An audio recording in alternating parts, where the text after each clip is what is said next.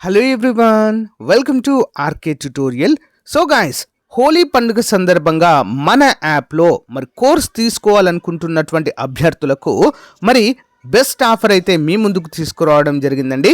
ఇందులో full course, test series, PDF material అన్నీ కూడా అందుబాటులో ఉంటాయండి. జస్ట్ ఎంతండి, 399కే 1 year వ్యాలిడిటీతో ఇస్తున్నామండి. ఎంత అండి? జస్ట్ 399, 499 కాదు.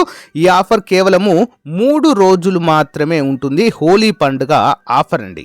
1000కి పైగా క్లాసులు, ఈచ్ అండ్ ఎవ్రీ టాపిక్ సంబంధించిన PDF, each and every topic సంబంధించినటువంటి టెస్ట్ సిరీస్ కూడా ఉంటుంది. పీడిఎఫ్ మెటీరియల్స్ మీరు డౌన్లోడ్ చేసుకుని ప్రింట్ కూడా తీసుకోవచ్చండి. అంతేకాకుండా ఎగ్జామ్ టైంలో టాప్ 25 గ్రాండ్ టెస్ట్లు అయితే అప్డేట్ చేయడం జరుగుతుంది. ఒక్కో మోడల్ పేపర్లో ఒక్కో టెస్ట్లో 100 మార్కులు ఇస్తామండి. అన్ని కేటగిరీస్ వారికి ఉపయోగపడే విధంగా ఈ ఆఫరు ఎవరైతే ఈ 3 రోజుల్లో తీసుకుంటారో, 3 నుంచి 4 రోజులు మాత్రమే ఇస్తాను. అఫ్కోర్స్ 15వ తారీఖు, సింపుల్గా చెప్పాలంటే 15th March వరకు ఇస్తాను. సో ఇంట్రెస్ట్ ఉన్న వారు ఈ రోజే వెంటనే తీసుకోండి. యాప్ లింక్ వీడియో డిస్క్రిప్షన్లో ఉంది. మీకు యాప్ లింక్ దొరకకపోతే యాప్ లింక్ అని కామెంట్ పెట్టండి, ప్రొవైడ్ చేస్తాను. ఓకేనా? All the best. Hello everyone, welcome to RK tutorial. Friends, ఈరోజు మనము ఏపీ హైకోర్టు మరియు డిస్ట్రిక్ట్ కోర్టు కండక్ట్ చేసినటువంటి ప్రీవియస్ పరీక్ష పత్రాన్ని మనము ప్రతిరోజు కూడా ఒకటైతే చూస్తున్నామండి. ఎందుకండి ఇవి చూడడం అంత అవసరం అంటే, ఎగ్జాక్ట్లీ అండి, మనకు చాలా వరకు క్వశ్చన్స్ రిపీట్ అవుతాయి. అంతేకాకుండా ప్రశ్నల సరళి ఏ విధంగా ఉంది అనేది మనకు చాలా అంటే చాలా క్లియర్గా తెలుస్తుంది. కాబట్టి ప్రీవియస్ పేపర్స్ అనేవి మోస్ట్ ఇంపార్టెంట్. దీనికోసం అని చెప్పేసి మన కోర్స్లో ప్రీవియస్ పేపర్స్ను కూడా ఆల్మోస్ట్ 10 ప్రీవియస్ పేపర్స్ని ఆల్రెడీ యాడ్ చేశానండి. అవన్నీ కూడా చూడండి. ఎవరైతే కోర్స్ తీసుకున్నారో తప్పకుండా మన ఛానల్లో అప్లోడ్ చేసేటువంటి వీడియోస్ చూడాలి. ఓకేనా? తప్పకుండా చూడాలి. ప్రీవియస్ పేపర్స్ అప్డేట్ చేస్తున్నారు కాబట్టి వీటిని చూడాలి. ఇంకా ఎవరైనా కోర్స్ తీసుకున్నట్లయితే ఈ రోజే తీసుకొని మీ ప్రిపరేషన్ స్టార్ట్ చేయండి. మనకు మేలో అయితే నోటిఫికేషన్ రాబోతున్నట్లుగా అయితే సమాచారం అయితే ఉందండి. ఈ రోజు నుంచి కనుక మీ ప్రిపరేషన్ స్టార్ట్ చేస్తే 100% జాబ్ తెచ్చుకునే అవకాశం ఉంటుంది. ఓకేనా? ప్రతి ఒక్కరు కూడా మీ ప్రిపరేషన్ స్టార్ట్ చేయండి. All the best. Okay, late చేయకుండా కంటెంట్లోకి వెళ్ళిపోదాం. ముందుగా చిన్న లైక్ చేయండి. వీడియోస్ని చాలామంది చూస్తున్నారు కానీ తక్కువ మంది లైక్ చేస్తున్నారండి. సో ప్లీజ్ లైక్ చేసి సపోర్ట్ చేయండి. Okay, question number 1.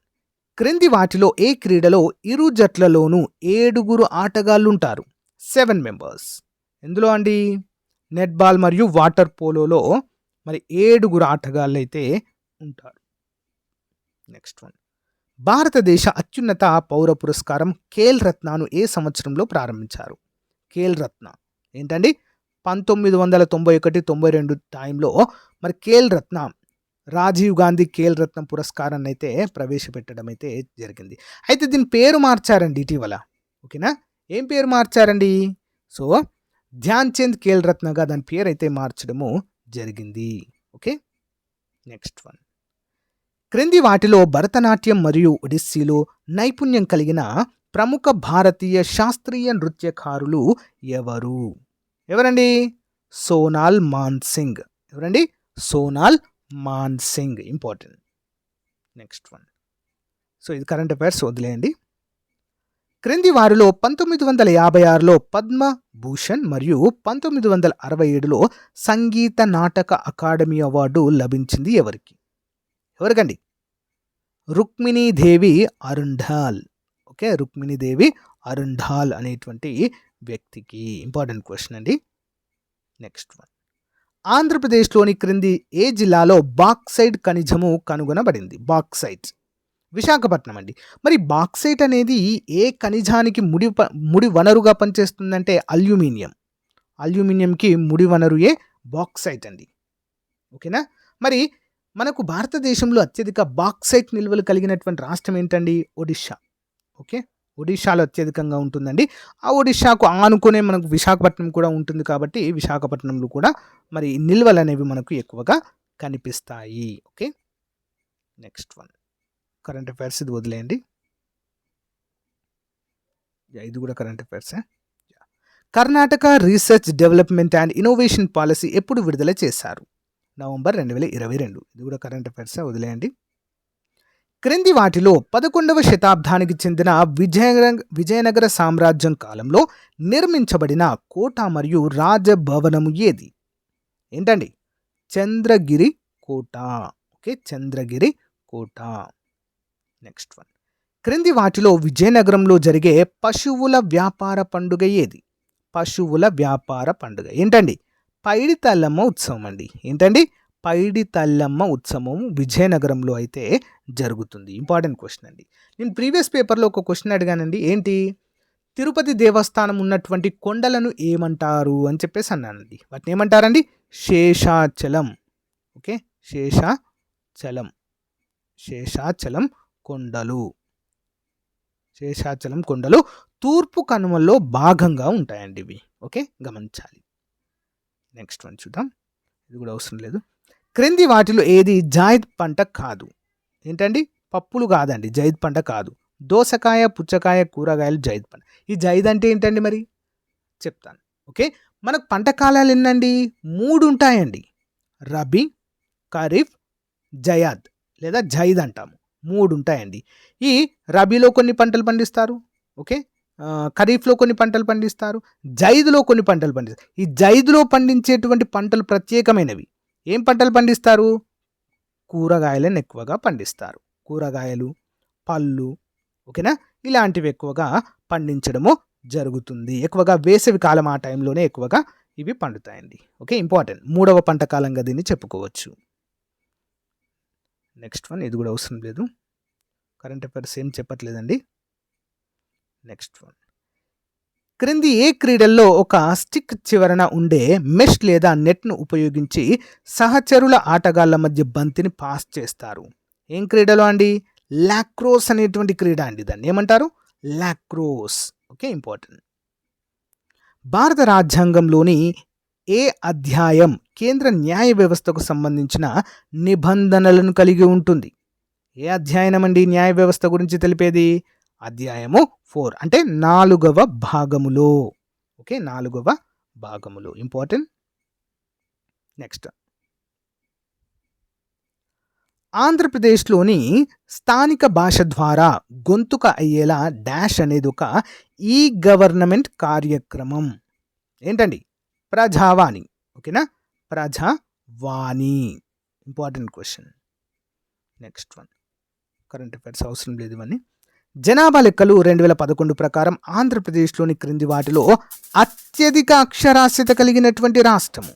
అత్యధిక అక్షరాస్యత ఎక్కడ ఉంటుందండి? పశ్చిమ గోదావరి అండి. ఓకే, ఎక్కడండి? పశ్చిమ గోదావరిలో అత్యధిక అక్షరాస్యత ఉంటుంది. మరి మీకు చిన్న క్వశ్చన్ అండి, ఎంతమంది సమాధానం చెప్తారో చూద్దాము. ఆంధ్రప్రదేశ్లో వైశాల్యపరంగా అతిపెద్ద జిల్లా ఏది? ఏంటండి? ఆంధ్రప్రదేశ్లో వైశాల్యపరంగా అతిపెద్ద జిల్లా. కామెంట్ చేయండి.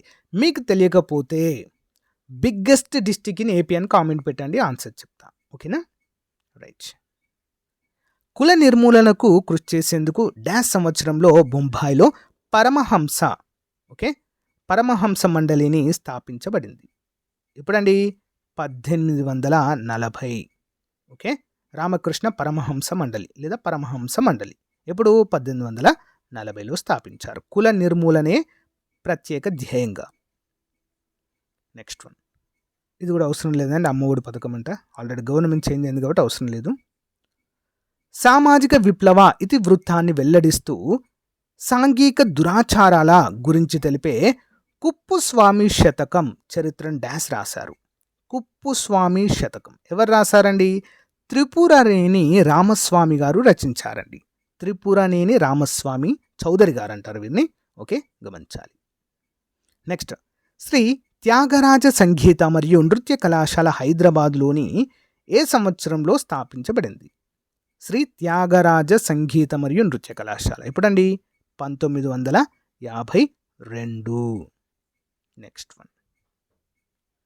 ఆంధ్రప్రదేశ్ రాష్ట్రం ఏ సంవత్సరంలో తెలంగాణ మరియు ఆంధ్రప్రదేశ్ రాష్ట్రాలుగా విడిపోయింది? ఎప్పుడండి? 2014 జూన్ 2. అంతే కదా, ఇంపార్టెంట్. 2022 నాటికి ప్రధాన నగరాలను కలుపుతూ ఆంధ్రప్రదేశ్లో డాష్ విమానాశ్రయాలు కార్యకలాపాలు కొనసాగిస్తున్నాయి. ఏంటండి? మొత్తం 6 విమానాశ్రయాలు కార్యకలాపాలు కొనసాగిస్తున్నాయి. Domestic airlines. ఓకే, ప్రధాన నగరాలు కలుపుతూ. నెక్స్ట్ వన్, భారత రాజ్యాంగంలోని ఏ అధికరణము చట్టం ముందు సమానత్వంను పేర్కొంటుంది? ఏంటండి? 14వ article. Okay, right to equality అంటారండి 14వ ఆర్టికల్. ఇది కూడా అవసరం లేదు. నెక్స్ట్, స్వతంత్ర్యానికి పూర్వం భారతదేశంలో దారిద్ర్య రేఖ అనే భావన గురించి చర్చించిన మొదటి వ్యక్తి ఎవరు? దారిద్ర్య రేఖ, BPL, బిలో పావర్టీ లైన్, దారిద్ర్య రేఖ. దాదాబాయి నౌరోజ్ అండి, దాదాబాయి నౌరోజీ. భారతదేశ మొట్టమొదటి ఆర్థికవేత్తగా వీరినైతే ప్రస్తావిస్తారండి. ఓకే, నెక్స్ట్ వన్, రాయదుర్గం కోట ఎక్కడ ఉంది? రాయదుర్గం ఇక్కడ అనంతపురం అండి. ఓకే, నెక్స్ట్ వన్, ఏ రకమైన నేలలలో సాధారణంగా సేంద్రియ పదార్థాల లోపముండి పాస్పరిక్ శాతము సమృద్ధిగా ఉంటూ మరియు మొక్కల పోషకాలు తక్కువగా ఉంటాయి? ఎందులో అండి? ఎర్ర నేలలు. ఆంధ్రప్రదేశ్లో అత్యధికంగా ఏ నేలలు ఉంటాయండి? ఆల్మోస్ట్ 48% ఎర్ర నేలలే ఉంటాయండి. ఓకేనా. దాని తర్వాత రెండవ స్థానంలో నల్లరేగడి ఉంటుంది. ఓకే, నల్లరేగడి ఉంటుంది దాని తర్వాత. నెక్స్ట్ వన్, ఇది కూడా అవసరం లేదు, కరెంట్ అఫైర్స్. క్రింది వాటిలో పూర్వము సైనికులను అలరించడానికి ప్రదర్శించబడ్డ మహారాష్ట్రలో జనాదరణ పొందిన జానపద సంగీత శైలి ఏంటి? ఏంటండి? లావణి. ఓకే, లావణి అంటారు. సేమ్ మన తెలుగు రాష్ట్రమైనటువంటి తెలంగాణలో కూడా కాకతీయుల కాలంలో యుద్ధానికి వెళ్ళేటువంటి సైనికులను మరి సిద్ధపరచడానికి, వారిలో ఉత్తేజం పెంచడానికి ఓకే ఒక నృత్యం కూడా ఉండేదండి. ఓకేనా, ఒక నృత్యం కూడా ఉండేది. జయప సేనాని దాన్ని రూపొందించడం జరిగింది. దాని పేరు పేరిని. ఓకే, పేరిని నృత్యము. Okay, Perini important. ఆంధ్రప్రదేశ్లో ప్రధానంగా ఎన్ని జియోగ్రాఫిక్ రీజియన్లను అంటే భౌతిక ప్రాంతాలు ఉన్నాయి? జియోగ్రాఫిక్ రీజియన్స్ మొత్తం 3 ఉన్నాయండి. ఓకేనా, 3.